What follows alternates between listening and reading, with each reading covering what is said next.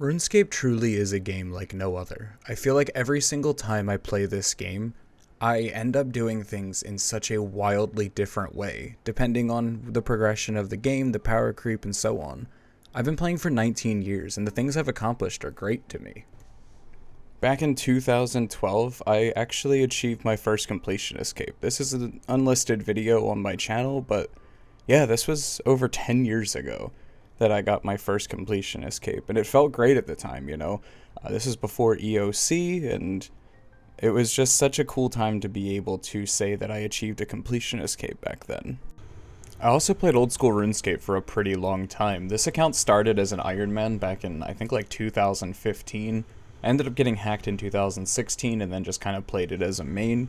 I got pretty close to maxing, but yeah, I ended up quitting once I found RuneScape 3 and started playing that. Which, as of a month ago, I actually got a completion escape on my Ironman, which was an amazing goal to achieve for me. It took a little over 2 years to do, but every single time I achieve a big goal, I'm always left thinking, what next? Which brings me where I am today. I want to make a new account, but I'm not really sure where to start. A hardcore Ironman seems like the logical next step. However, if that account were to die at some point in the progression, it would just be a main account that is worse than my current Ironman.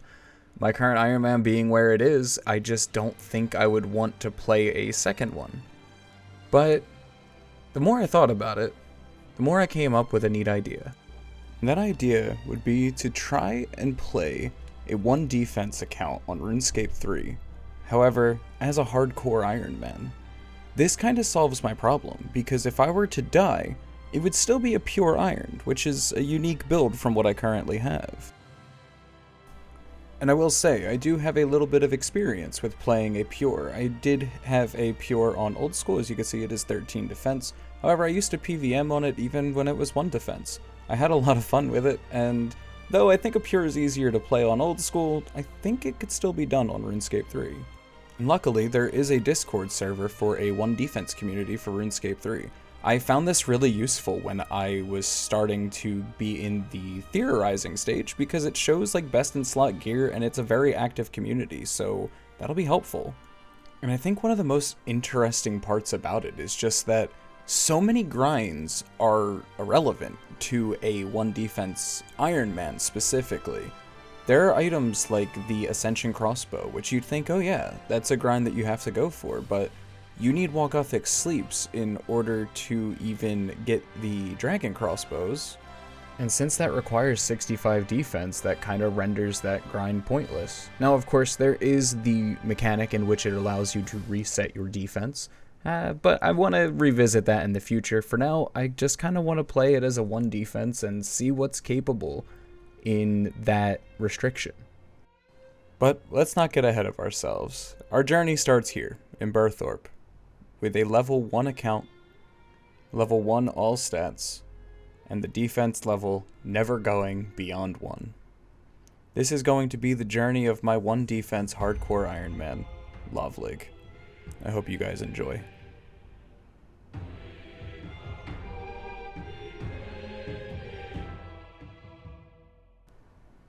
Here we are, the beginning of the 1 defense hardcore Ironman. Man, I am so excited to start this account. I have been theorizing how to do it since the last couple of weeks of Fresh Start Worlds, and I'm just so excited to get into it. Alright, let's start off. Make sure it is a hardcore Ironman. This account, yeah, it doesn't look great, but we can always change how it looks. Now I've just got to make sure I grab the name I want off my other account. And there it is. I like this name. I think it means like loyal, lawful in a bunch of other languages like Norwegian or Finnish. I remember back in the day I looked it up and it meant valiant in some other language, but that could have just been because Google Translate sucked back then. Oh my goodness, I am so excited to start this account. I like this little opening cutscene too, although I think I'm gonna skip it. Oh wow, there's actually a bunch of people here. It's a free-to-play world. I bet you they are all bots. Now the first thing I need to do is get membership on this account and fix the interface. There we go, that looks like a pretty decent interface. This is pretty much mirroring my Ironman's. Let's go double check. All of my combat XP has been turned off of defense, so I should not gain any defense XP. Now, I do have a bit of a plan. I wrote down a big plan for Fresh Start Worlds, and I think I'm going to follow that. But to start off, I'm actually going to get 50 rune crafting. I want to be able to unlock the ability to get Viz early. I'm not going to have the money nor the need for Viz Wax this early on, but to have it done early once I have the money will be great. This place is so fast for XP. There is 20 rune crafting. Gonna be able to just fly through unlocking 50. Missed the recording for the actual level up, but there's 33. This means that we can head up to the middle level of RuneSpan, where we will be able to find better nodes and get faster XP. I also love the way that this area looks. I think RuneSpan is one of the nicest places in the game. This is actually where I started on my Ironman back in the day.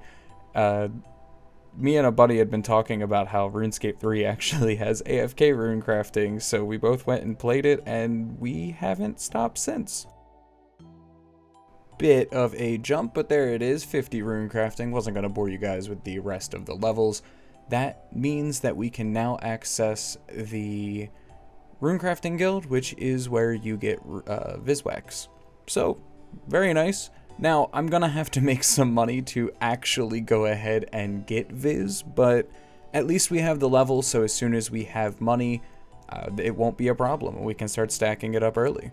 Now, like I mentioned before, I have a little bit of a list that I want to follow that I had made for Fresh Start Worlds and realized it worked really well. You'll be able to see that on screen now. This is just a nice list that gets you through the beginning stages of the game. It gets you to about 50 quest points, which is 500k from May's Caravan, as well as some nice base levels just for starting an account and being able to skip that early leveling grind. Naturally, the starting point is going to be Violet is Blue and Violet is Blue 2. These give a bunch of lamps that can get you up to about level 31 in any skill, which I think we're going to be putting on Herblore. Super simple quest, but there it is. Violet is Blue 1 is completed. I think this gives 3 lamps that are worth 1k each, possibly. Yeah, I'm going to put these on Herblore. It is 1k. Still, very nice. The next one gives ones that are 4k each, which will be a really good start. I think that'll get me over 30 Herblore, which is super useful. There we go. Violet is Blue 2, and there is our 12k XP in lamps. I think this should get us right over 30.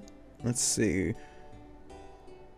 Yeah, perfect. 31. So most diary lamps and quest rewards, you actually need level 30 in a skill to use the lamps. So that'll be super useful for having the ability to put all blank XP rewards into Herblore to start with. So very, very nice start. And before I leave this area, I decided to get myself 10 smithing. I'm going to need this in order to do the Knight Sword quest. I don't believe there are any more iron bar spawns like there used to be or on old school, so needed to get 10 in order to actually complete that quest, which is so good for jump starting smithing. I think it's like 12k, 13k XP. And I decided to make bronze arrowheads just so when I want to train fletching, I can get it up a little faster.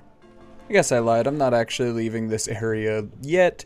There is the Druidic Ritual quest completed. Next one will probably be Wolf Whistle, and then I think we'll leave. But these are some free quests. They take like 2 seconds to complete. Alright, once this cutscene is over, man, that guy looked jacked up. Alright, yeah, as soon as we finish up this cutscene, I should be given a ton of gold charms, as well as a little bit of summoning XP. That should take us up to 4, yep. And there we go. I think now I can leave this area, like I said before. So let's go ahead and let's get into it. Alright, just unlocking some lodestones and stuff, but I remember that if you talk to this guy, you can claim a couple of items like the Pathfinder gear, a necklace that gives some armor, a ring that gives some stats. So I figured I might as well. It's 1 defense gear. Can't really get much better until later on. But there we go. Oh, I guess you need 5 in range attack and stuff to actually use those items, but looking good. Got the Pathfinder gear now. That'll at least give me a little bit of defense bonus for whatever I need to do, but let's go ahead and continue on. Hardest quest in the game right here, Cook's Assistant. A little bit of cooking XP. Looks like I got us to level 4.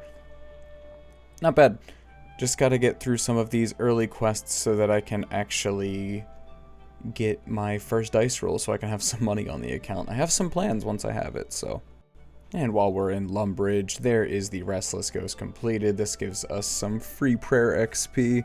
Not much from the lamp, but these bones do give 200 a pop, so there is 9 prayer. Nice little start to the skill.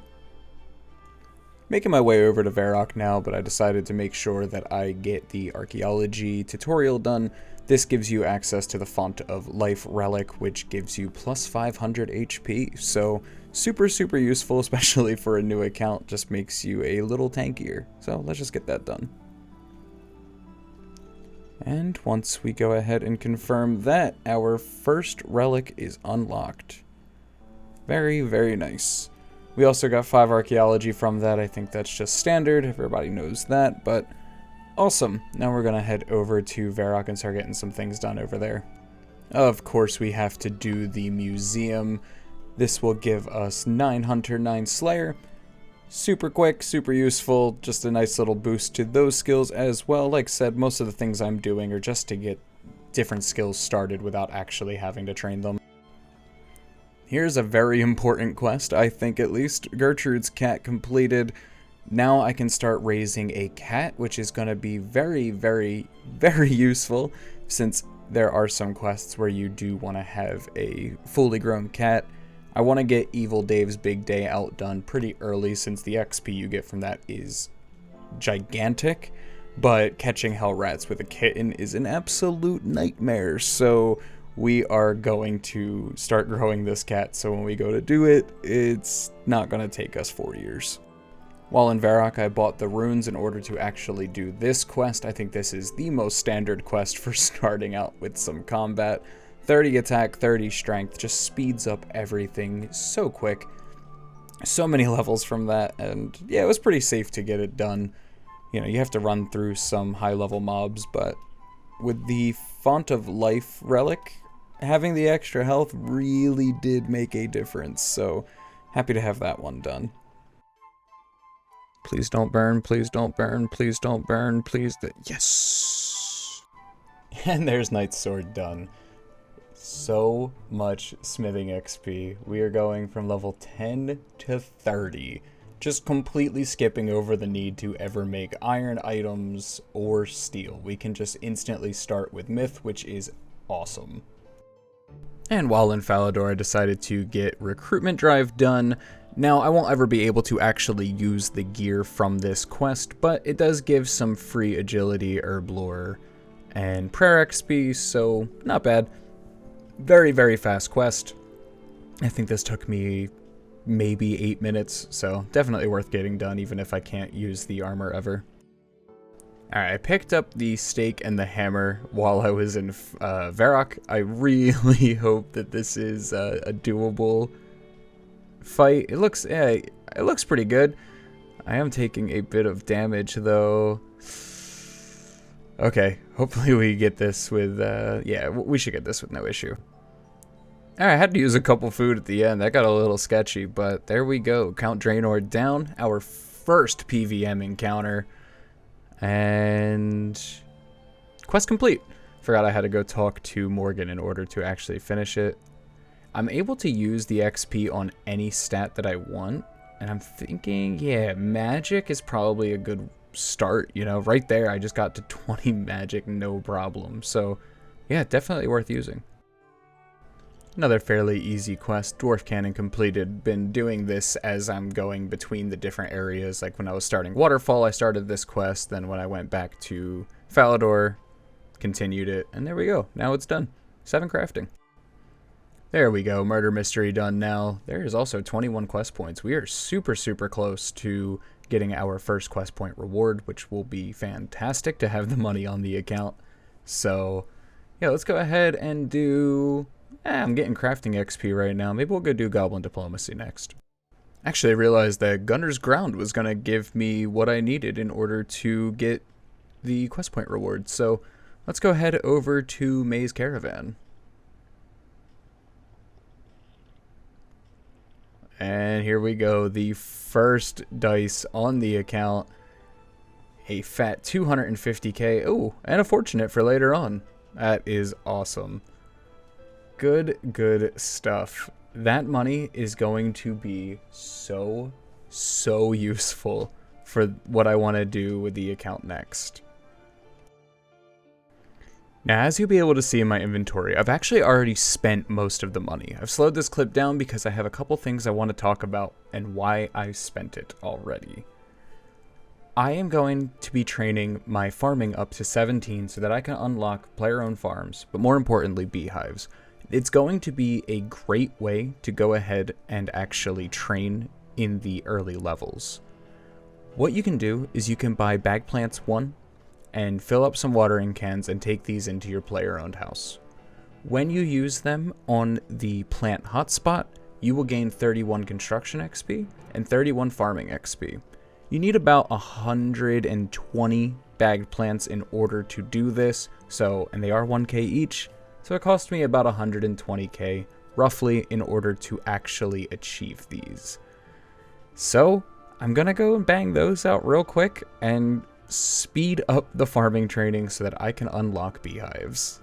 I was actually just about to leave, but I realized that the circus was here, so got myself, looks like 10 range levels, 3 magic levels, and 2 agility levels. That's actually not that bad for, what, 5 minutes of work I think that was?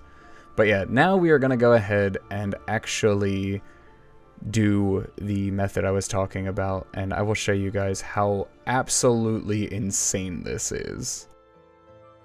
So here we are in the house. If we go ahead and use that, there's a 62 XP drop, which is evenly divided between construction and farming, and we are just going to fly up in construction and farming levels by doing this.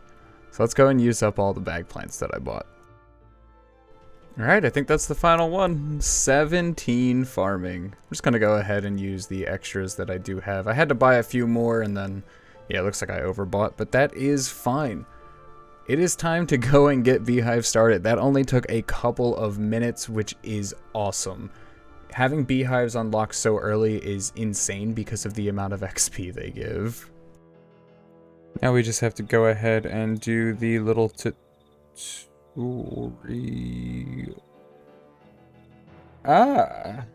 Honestly, had no idea that I needed 20 construction for that, but did a god statue in Lumberage, gave us 3 levels, and now we have 20. No problem. We have to get the tutorial done so that we can actually do beehives, so let's finish that up. And there we go. That is the tutorial done, which means we now have access to beehives. We are going to set those up. Now, this will take about 26-27 hours to fully finish, but we will get about 16k farming XP when it is done, which is huge. This is where the first episode is going to end, though. I hope you guys enjoyed it. Of course, it was just a bunch of questing, but it is needed to build the foundation for the start of an account.